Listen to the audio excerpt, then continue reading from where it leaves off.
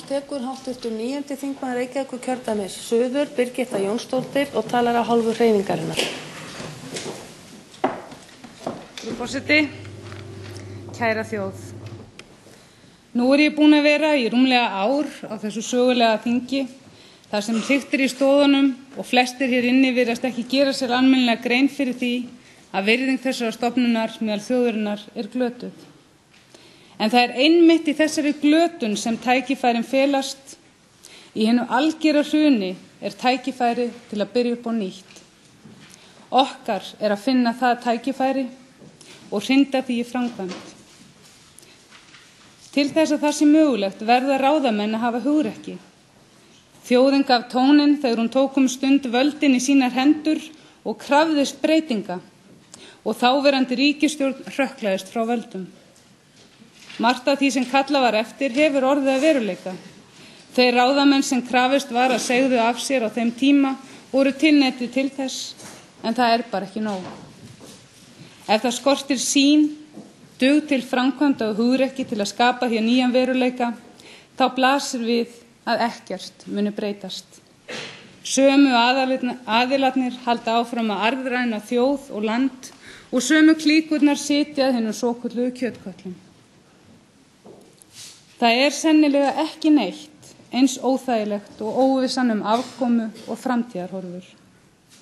Ég efast ekki að flestir þeir sem sæti tóku á Alþingi eftir kosningar höfðu bara eitt leiðarljós í huga, að vinna að stefnu sem gæti orðið þjóðinni til hagsbóta. En það bara ekki nóg á slíkum tímum.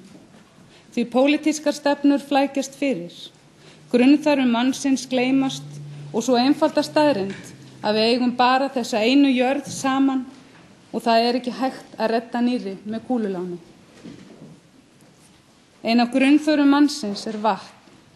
Nú ríkir mikil óvissa eignarhald á vatninu okkar vegna umdeildra laga sem fór í gegnum þingi árið 2006 og eiga að taka gildi eftir 2 vikur.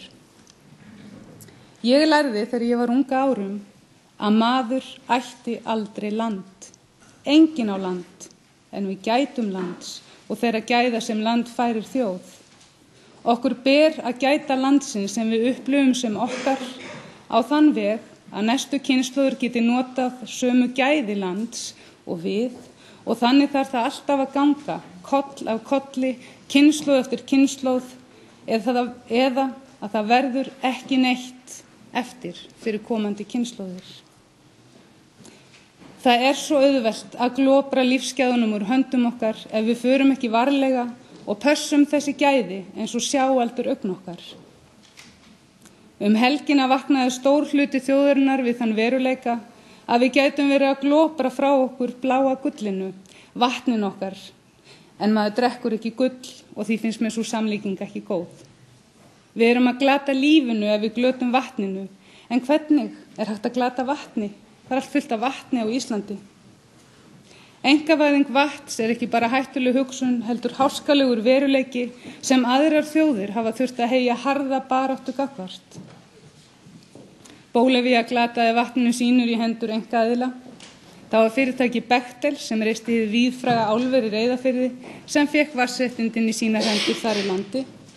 Og þeim tókst meira að segja einkavæða vatnið sem féll af himnum ofan og var almenningi meinað að safna regnvatni til neyslu, án greiðslu. Það væri dæmigert ef okkur tækist að samfara sjálf okkur það að slíkt gæti aldrei átt sér stað hérlendis. Gleymum því ekki að það sem okkur þótti óhugsandi fyrir hrun nú orðið að veruleika. Erlent fyrirtæki hefur komið höndum yfir orkun okkar og þannig mun þetta halda áfram og áfram og áfram ef við spyrnum ekki við fótum eigi síðar en núna.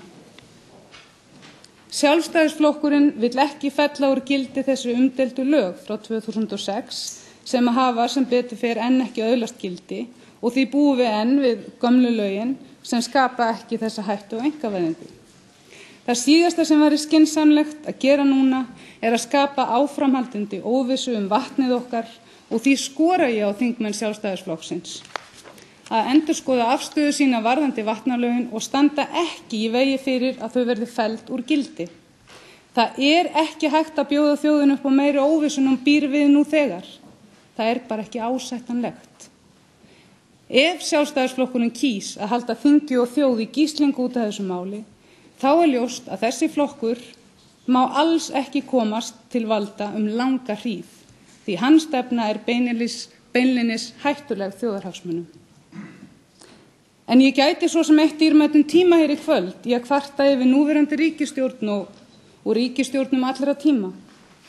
En ég held að aðrir munu sjá þannig ræður í kvöld og ég ætla ekki að þreyta þjóð né þing með því.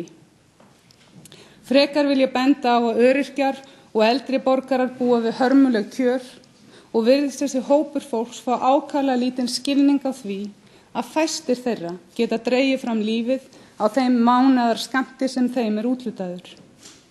Það lítil reisn yfir þingi sem samþykkir að þetta sé ásættanlegt. Það nefnilega svo óendanlega margir sem bera harm sinn í hljóði, sem segja helst ekki frá því að þeir eigi ekki fyrir til hnífs og skeiðar.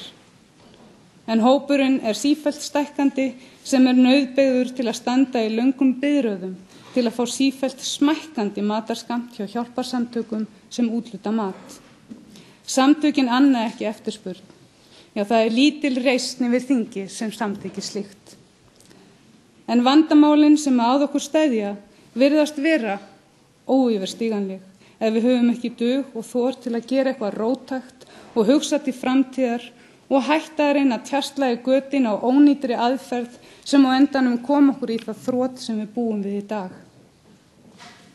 En í hinu algjöra þroti sem ólaf sér annað en siðrof og við upplifðum kannski gæfi okkar fólkin. Fæstum leið vel í hrunadansinum, því efnisleg gæði geta aldrei fært okkur lífshamingju ein og sér. Hið algjöra hrun skóp á sér meðvitund að hér þurfa að verða alvöru lýðræðis umbætur. Fastar þeirra komast á dagskrá þessa þings, en þó ein viðamikil sem gæti orðið að veruleika á næstunni og það stjórnlagaþing, að við semjum nýja stjórnarskrá.